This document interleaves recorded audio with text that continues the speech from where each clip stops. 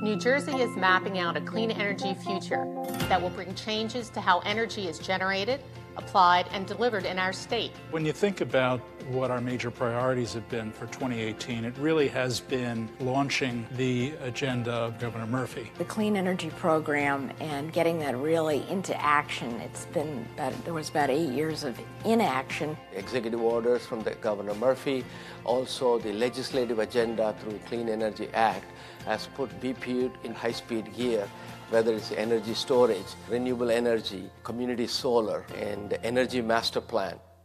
The biggest success was bringing forward the offshore wind solicitation of 1,100 megawatts. It was the largest solicitation in the United States. It was really the first on the East Coast, and we're going to be the leader. What I look forward to most is providing programs that are environmentally sensitive, energy efficient, and economically beneficial to ratepayers. Make them affordable and at the same time accessible to all income levels. So I am so excited about that. If we can build on creating a way to accelerate our wastewater infrastructure replacement, thus we will save on energy. I'm very interested in the new pilot program for community solar, which I think has the potential to greatly expand our solar programs.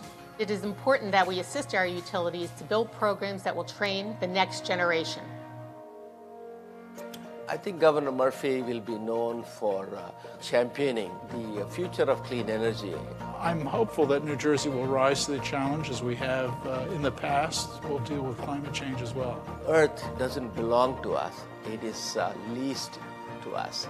And so it is our responsibility to make sure that we leave it in a better shape than we received for our future generations.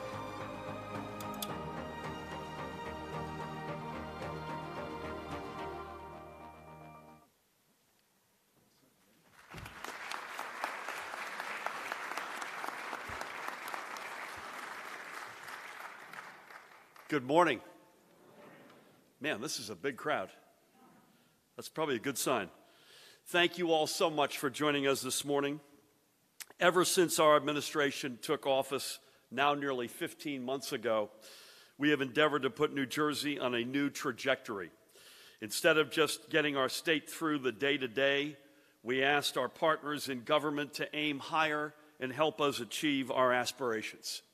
And after 8 years of top-down leadership, we decided to rebuild our state from the bottom up. We asked our people to be entrepreneurial and to think not in terms of why something can't happen, but to think of how we can make things happen. Few departments or authorities have exemplified these efforts over the past 15 months like the Board of Public Utilities.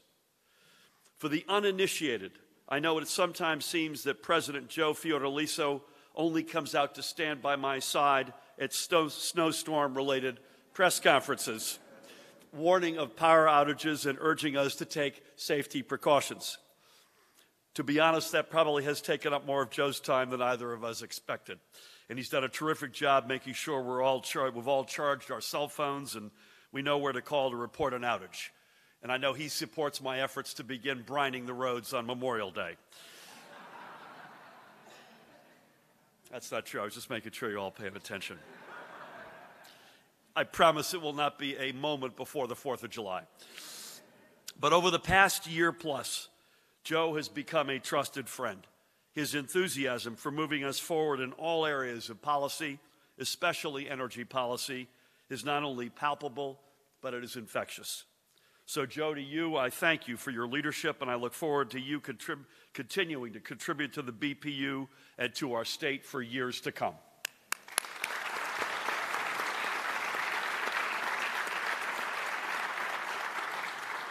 And, of course, it takes a village. Joe can't do what he is doing alone. He has extraordinary fellow commissioners, Mary Ann Holden, who is, I believe, on a plane. Is that correct? Diane Solomon to my left, Upendra Chivikula to my left, and Bob Gordon. It is an all-star lineup. We have a strong, thoughtful team, and my hat goes off to each of them.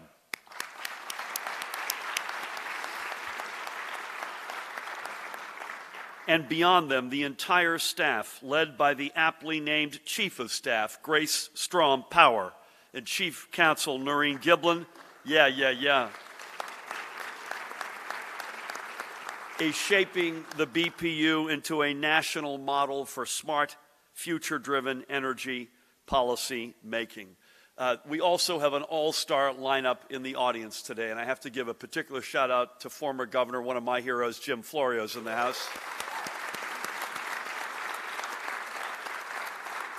We have a whole bunch of the members of our rockin' cabinet. I'm not going to say your names one at a time, but it's an incredible honor that you're all here with us today. Trenton is represented extraordinarily well in the legislature, and two of the representatives are with us today. Assemblywoman Verlina Reynolds-Jackson and Assemblyman Anthony Varelli is with us. And to the prior presidents and commissioners of the BPU, we take our hat off to you, to all the activists and the folks who come in every day, to our brothers and sisters in organized labor, all of whom make this state as special as it is. Today is about taking stock of where we are so we can plan for the next year and for the years beyond. To do that, we also have to remember where we started when this journey began. For 8 years, the BPU was put into a silo as just a regulatory agency and not much more. Plans for offshore wind had been shelved. Our dominance in the solar energy sector had begun to wane. What a difference a year plus makes. Today, we have reinvigorated the BPU and its people.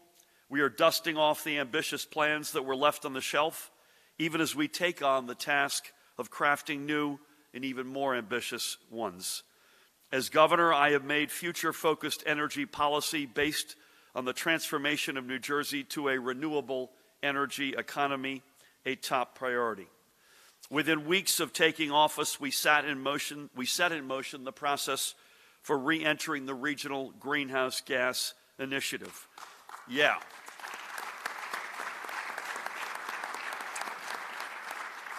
By the way, the First Lady of the great state of New Jersey is also with us. Tammy Murphy's in the house.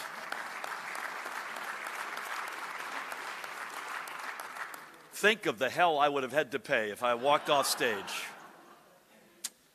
Forgive me. We set in motion early on the processes for building our wind energy marketplace. I attended the IPF 2019, which is the big annual wind summit. Many of you were there yesterday in New York. I think over 1,000 people were there. And I might add, I was proud to be the only U.S. governor to address that crowd yesterday. We joined the U.S. Climate Alliance. We reversed New Jersey's course to stand in favor of a permanent ban on fracking in the entirety of the Delaware River watershed. And if that weren't enough, New Jersey now holds the chairmanship of the Delaware River Basin Commission. I signed a tough law that effectively prohibits offshore fossil fuel drilling. We also enacted a new law that gives New Jersey one of the most ambitious renewable energy portfolio standards of any state in the nation, requiring 21% of the energy sold in the state to be derived from solar, wind, or other renewable or sustainable technologies by the year 2020. 35, that's by the way, next year, 35% by 2025, and 50% by the year 2030. We have set goals for the implementation and installation of energy storage technologies. Our aim is to reach 600 megawatts of storage by 2021 and 2,000 megawatts by 2030. We surpassed the milestone of more than 100,000 solar installations across the state, which today provide more than 2,500 megawatts of generation capacity, in addition to creating good jobs, many of them union jobs. Utility companies, and many of them are here today, and they have been great partners as well, are being required to undertake energy efficiency measures to cut electricity and natural gas usage. A recognition that we can't focus just on energy production, but that we also need to look for the energy we don't need to produce in the first place. And under President Fiordaliso's leadership, at every step, the BPU has risen to the challenge to helping us achieve our long-range goals.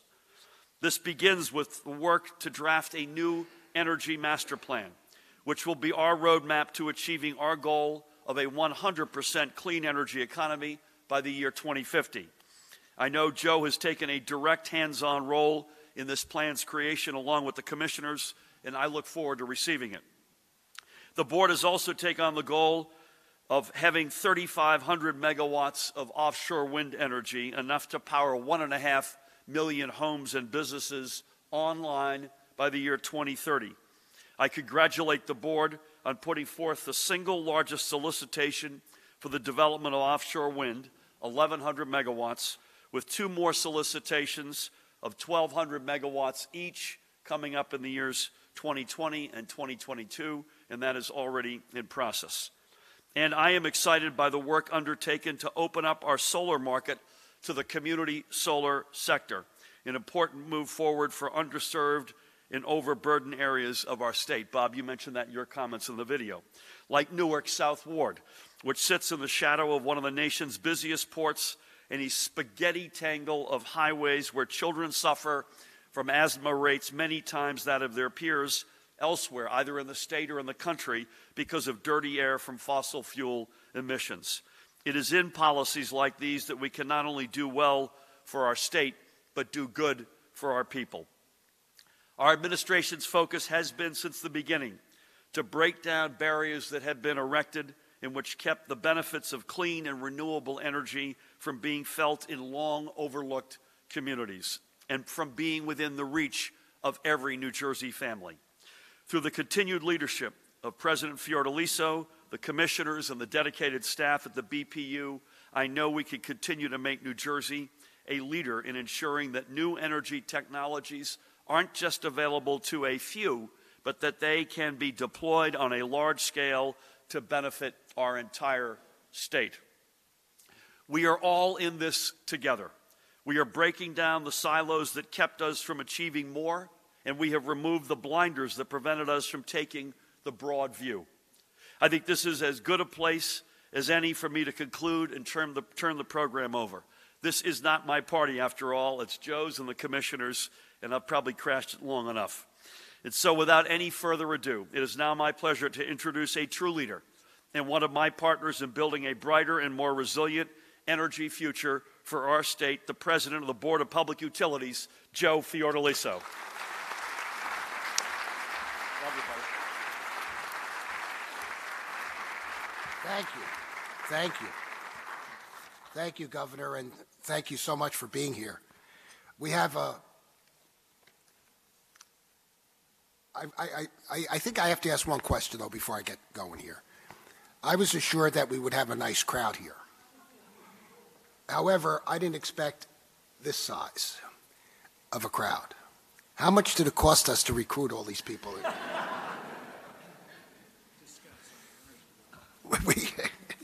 We went from a sleepy regulatory agency to an international powerhouse.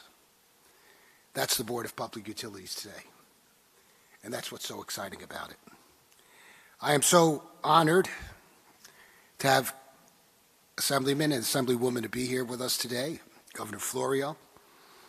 I'm so honored to have the First Lady here, who's an ardent supporter, along with the Governor, of clean energy. I'm so proud and happy to have some of my fellow cabinet members with us today. And I know we all try to support one another, and that's a tribute to the Governor because of the team that he has assembled. And it's heartwarming when you do have a team. And we have an extraordinary team at the Board of Public Utilities. And aren't we fortunate to have a governor with such a vision? Aren't we fortunate to have a governor who has laid out a pathway for us to become 100% clean energy by 2050? On behalf of the folks gathered here, thank you, Governor.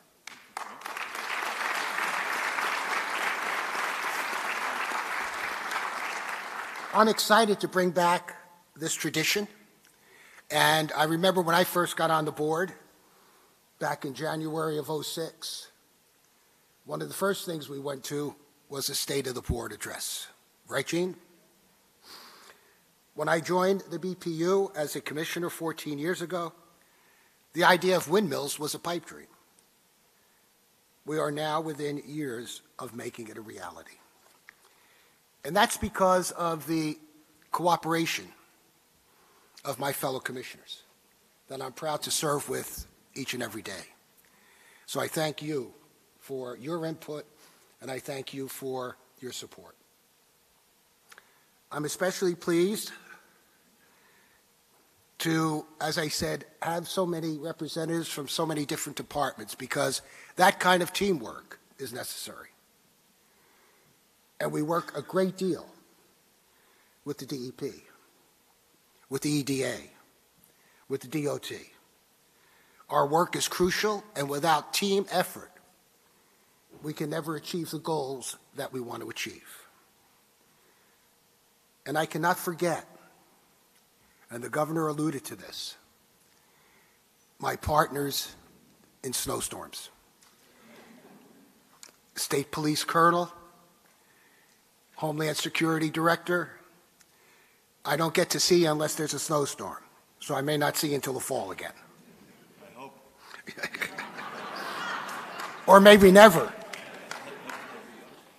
And I certainly could not do it, and my fellow commissioners could not do it, without the incredible staff at the BPU. So I would really ask that, I know we have some staff here, if the staff from the BPU would stand up to a round of applause as a thank you for all your hard work.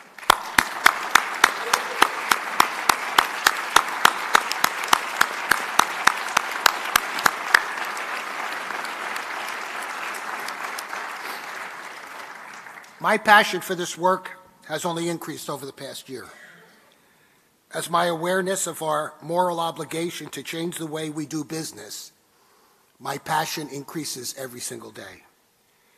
And yes, I did say moral obligation, because that's what we do have. We have a moral obligation to pass on an earth that our children and grandchildren and nieces and nephews and children, our daughters and our sons can enjoy. So that's our obligation. That's what we're here to do. And we're also here to do the regulatory aspect of our work. Our primary focus has been making sure that people don't have to think about energy. Our primary purpose, our mission, is to work with the utilities to ensure that safe, adequate, and proper utility services are provided at reasonable rates to all members of the public. When you turn on the light, or the heat, or your cable television, or the faucet, it works. And if there's an issue with any one of these, it's repaired quickly and hopefully safely. When those essential services are restored, it's due to the hard work of the industry and their staffs who are out there in all types of weather. I remember one of the snowstorms, I looked out my front window at my home, and a wire had come down and was burning the street, the actual asphalt. It looked like 4th of July. And within minutes, there were linemen there. A tree branch had come down, knocked a wire down, knocked a pole down. And here in a snowstorm, they are erecting a new pole. This is the kind of dedication and this is the kind of work that people do every single day that we don't even think about. Our energy division was, over the past year, able to approve a total rate reduction of approximately $215 million for the state's electric and gas companies, customers. Our Office of Cable Television has ramped up its focus on ensuring that the needs of underserved rural communities are met by local providers, particularly when it comes to maintenance and advanced infrastructure such as broadband. For example, staff intervention has resulted in reduced customer end costs when line extensions are needed to provide service to rural areas. Customer assistance, our frontline people. In 2018, almost 2,600 customers were satisfied, residents, our constituents, with their results. And you talk about being on the front lines. That's a job I admire every single day. Our water division is going to be busy over the next year. I'd be very surprised if you weren't aware of the reports of lead in water around the state. The BPU, in partnership with the DEP, is going to be actively involved in finding an equitable solution for funding and replacing customer-owned lead service lines. We will remember the frustration we all experienced post Hurricane Irene and Superstorm Sandy. Without power for days, some weeks. At the time, we conducted an investigation and instituted 100 new regulations to enhance our infrastructure. And then, of course, a year ago, March, we were fortunate to have 3 nor'easters in a row.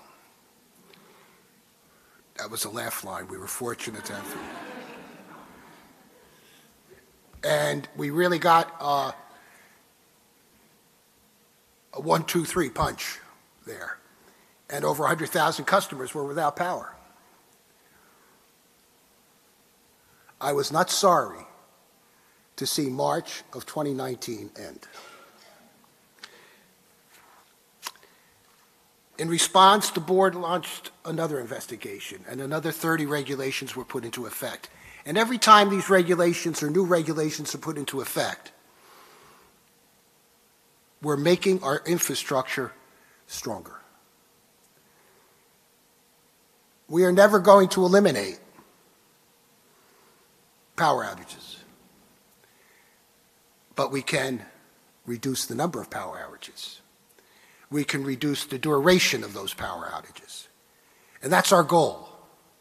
And we work at that every single day, and every division in our government, in our agency, works to ensure the best possible service we can give.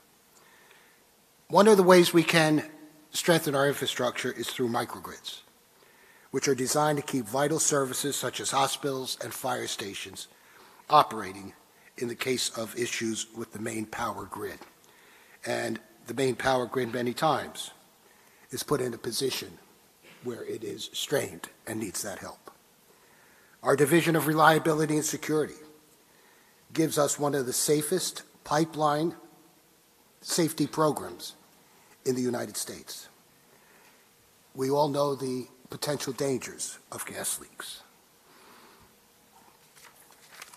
The technology and traditional energy systems that have been critical to growing the economy from the Industrial Revolution to today have unfortunately also been releasing harmful amounts of greenhouse gases and air pollutants, impacting the climate and worsening our quality of life and the quality of our earth.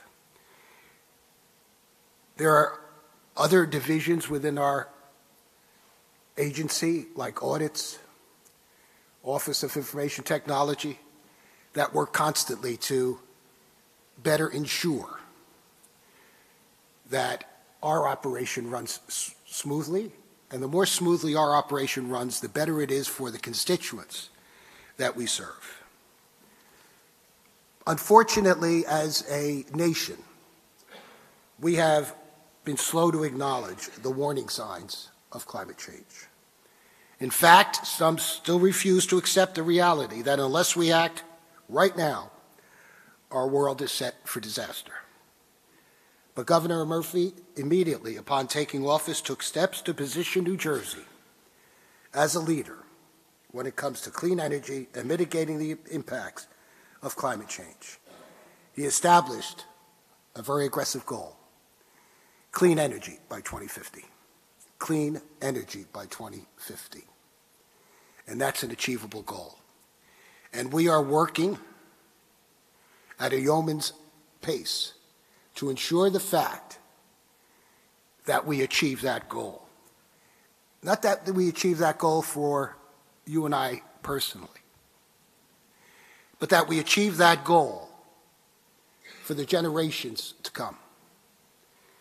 I said before, we have a moral obligation to ensure the fact that this earth is sustainable for future generations. And I want to be able to look my 4 grandchildren in the eye and tell them that I did everything possible to mitigate the devastating effects of climate change.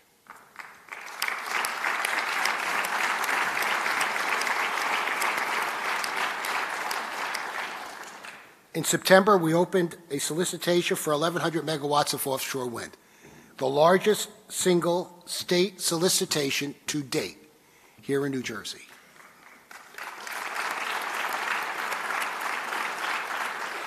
And in December, we received bids. We are in the process of reviewing those bids, and we expect to make an award sometime in June. Offshore wind is not only extremely important and important in our fight against climate change, but it's also a burgeoning industry that will provide and boost the economy, create jobs, and increase workforce development. When we're out there talking about clean energy, we also have to be out there talking about not only the benefits of clean energy, but the economic development opportunities of clean energy. Our solar industry, as an example, which we are going through a transition, an exciting one. And I think the solar industry will be very happy with the end results. But there are over 6,000 jobs today associated with the solar industry. The cost of solar has come down. It costs 50% less today to install solar than it did in 2007. And somebody told me that in 2007, and I thought they were crazy. We can do it if we do it together as a team. Considering that New Jersey is centrally located between Massachusetts and North Carolina, an aggressive offshore wind energy production goal can result in the state housing key parts of the wind supply chain for the entire Atlantic coast, which would contribute to a stronger New Jersey economy and the creation of jobs. Technology has come such a long way just in my lifetime. And we see the technology, the people come into my office every day with ideas. And it's just mind-boggling. You unleash the ingenuity of the American people, and everything is achievable. But I'm glad that I'm part of this revolution, because it's, again, the passion that feeds me every single day. And having been in college in the 60s, I was part of another revolution. And I'm glad some of the technologies that are available today were not available back in the 60s, like cell phones with cameras. And I think I should leave it there.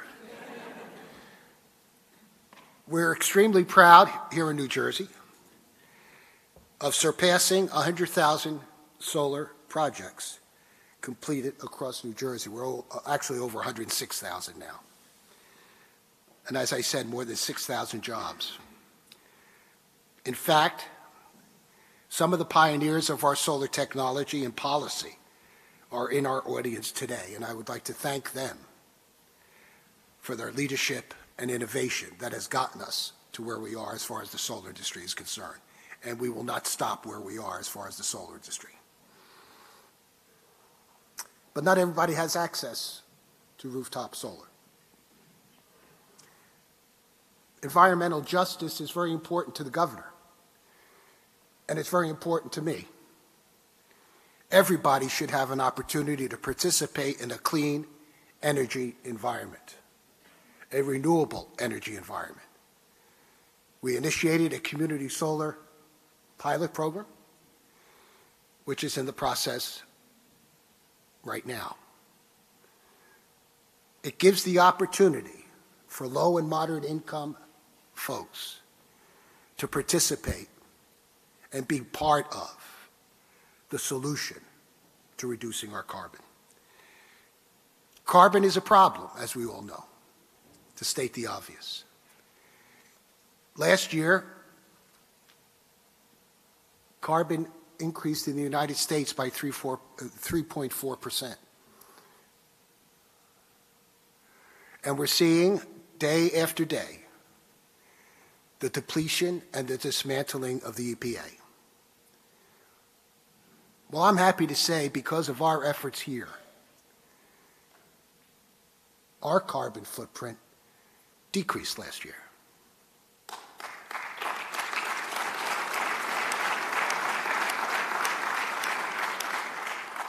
The Clean Energy Act, signed by Governor Murphy in May of 2018, requires the Board of Public Utilities to effectively transition a brand new program that will ensure the solar industry remains strong. And we will, as I said, make sure that happens. I've been around long enough to remember 2007 when we started the SREC program and all the apprehension at that time. And look where we are today.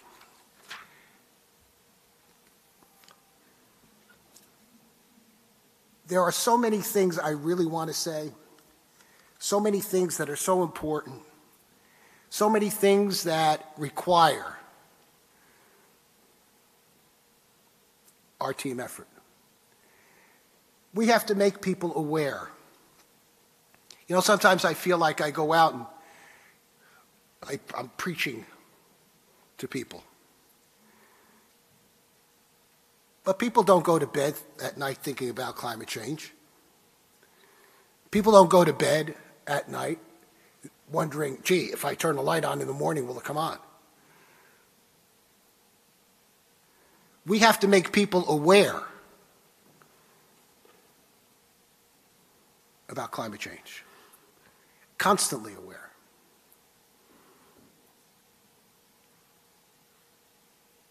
That's the only way we're going to achieve what we have to achieve.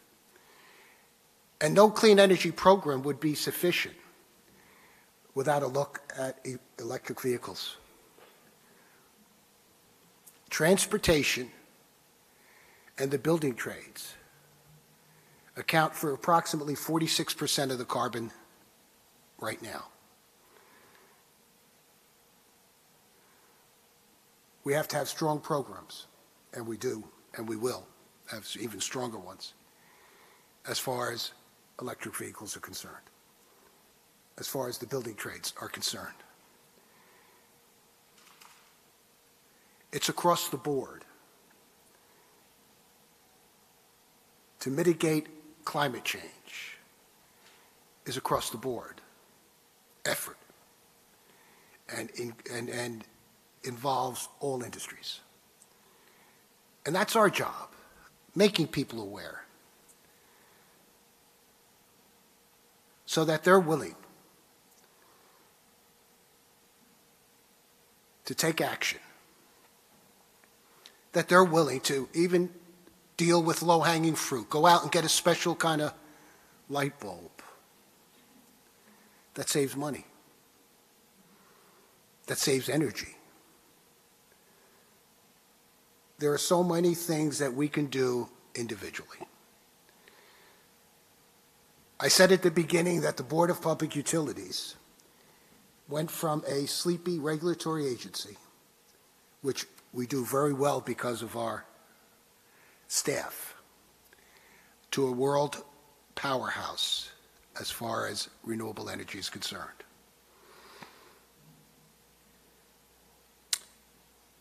Fossil fuels, obviously, are a problem. I was born in Newark. I grew up in Newark. I grew up in a cold water flat. Many of you have no idea what that is. That had a coal burning stove in the kitchen. Eventually, I guess my father got a raise, we switched to oil. But still, that stove in the kitchen was the only source of heat. Our apartment was a railroad flat. So if you had the room furthest away from that kitchen stove, it was a little chilly, particularly in January and February and March.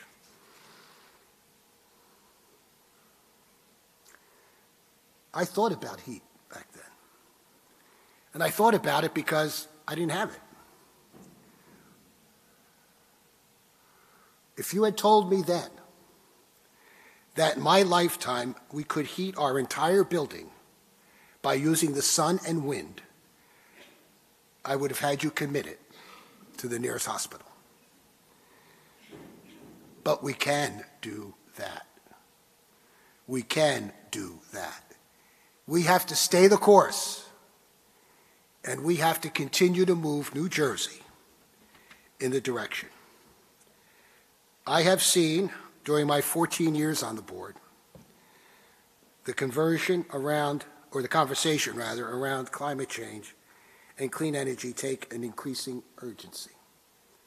Young people are asking how we let it reach this point. I don't have a good answer, but I sure want to be able to tell my 4 grandchildren and look them straight in the eye, as I said before, that your Papa Joe did everything possible to mitigate the effects of climate change. And I know everyone assembled here will join me in doing everything possible to mitigate it. Just talk to your neighbor. I'm not asking you to go out and speak to thousands of people like the governor did yesterday. But it's the obligation of each and every one of us. I want to, again, thank my fellow commissioners. I want to thank our outstanding staff. And I want to thank Governor Murphy for laying out a roadmap that is going to be spelled out, as he mentioned before, in our Energy Master Plan. And I think it's going to be an exciting master plan and one that is going to serve the state of New Jersey well.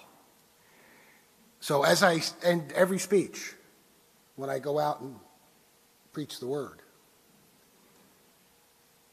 join with us so that our earth is sustainable for many more years to come.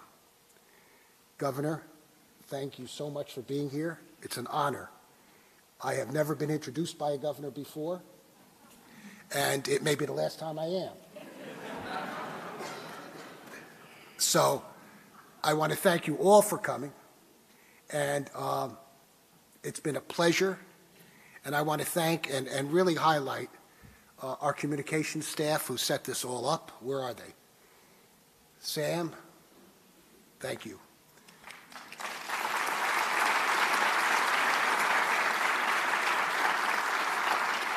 I know we have Alana here, and is Peter here? Everybody's here. And there you all are. Okay. And there's Tina back there. Great job. That's why we're moving the agenda forward, Governor, because of people like them. Thank you so much. Great job, man.